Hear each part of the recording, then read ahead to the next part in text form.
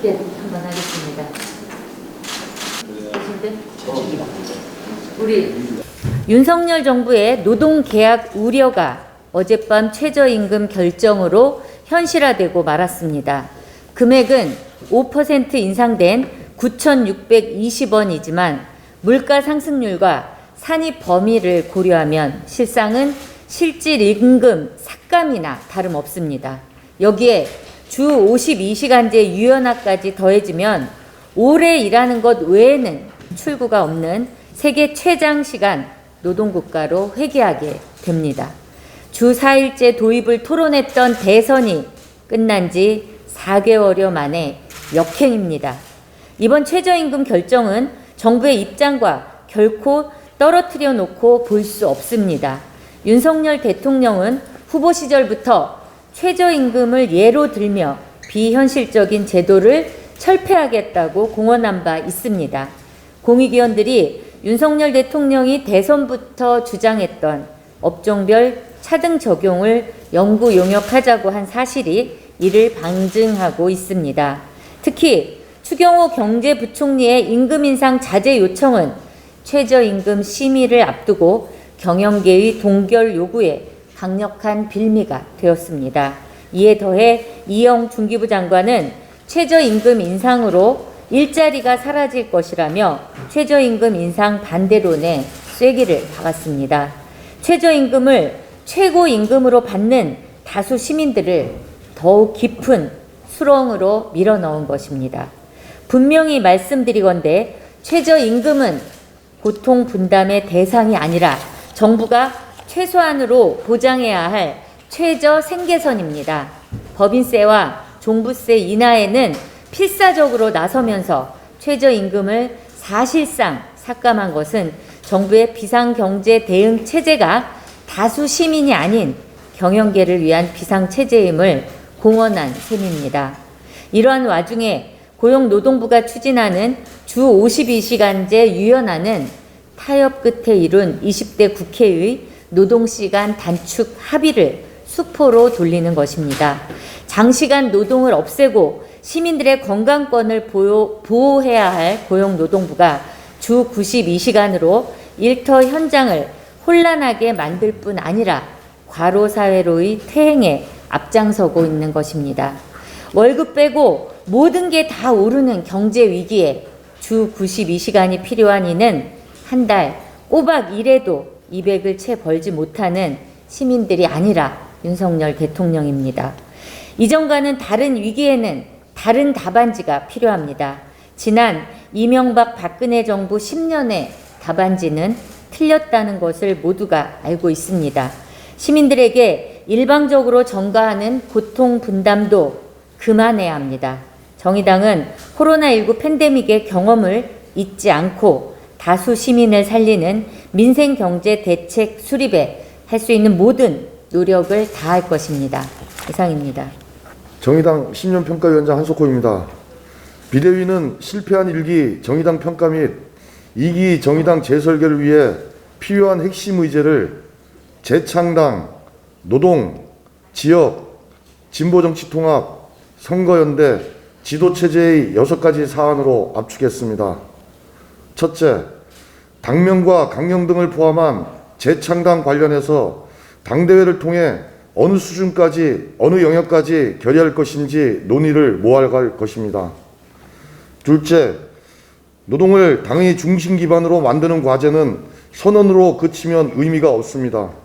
당의 총노선, 전당적 실천, 의결 및 집행체계, 재정 등으로 실제 뒷받침하며 추진하는 방안을 강구할 것입니다. 셋째, 당 지역위원회 및 당원의 활력을 되찾는 과제와 관련해서 노동 과제와 마찬가지로 선언에 그치지 않고 실제 뒷받침하며 추진하는 방안을 강구할 것입니다. 넷째, 진보정치 통합에 나설 것인지 유보할 것인지부터 검토할 것입니다. 진보정치 통합으로 방향을 세운다면 2차에 걸친 진보정당 분당의 이유, 통합의 대상 및 조건, 단계와 시기 등을 당내에서 충분하게 검토하고 합의해야 합니다. 논의하고 방안을 찾을 것입니다. 다섯째, 정의당은 민주당과의 선거연대 문제로 홍역을 치르고 있습니다. 정의당 내에는 민주당과 명확하게 선을 긋자는 흐름과 민주당과의 선거연대를 구사해서 성장하자는 흐름이 부딪히고 있습니다. 어느 방향이 타당한지 두 흐름을 하나로 모을 방안은 없는지 논의하고 논쟁하며 강구할 것입니다. 여섯째,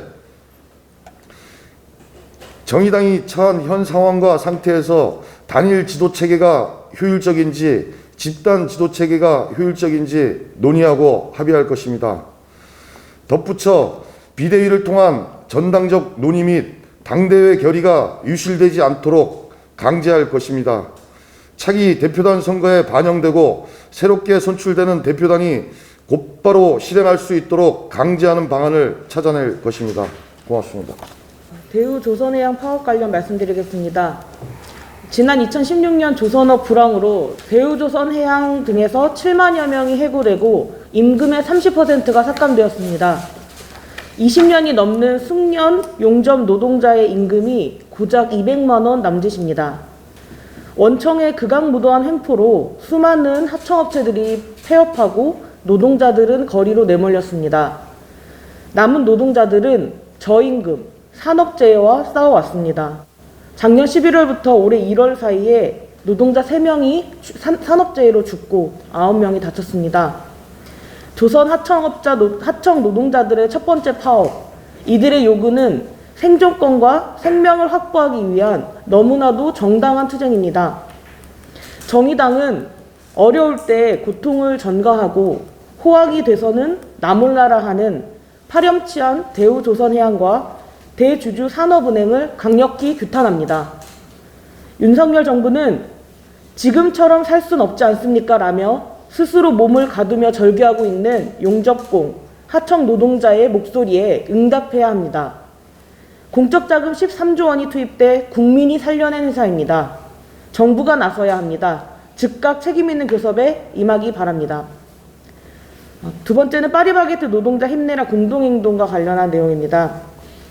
2017년 고용노동부가 카페 제빵 기사를 불법 파견했다고 판단한 SPC 파리크라상은 협력업체 소속 카페 제빵 기사 5,378명을 직접 고용하라고 지시했습니다.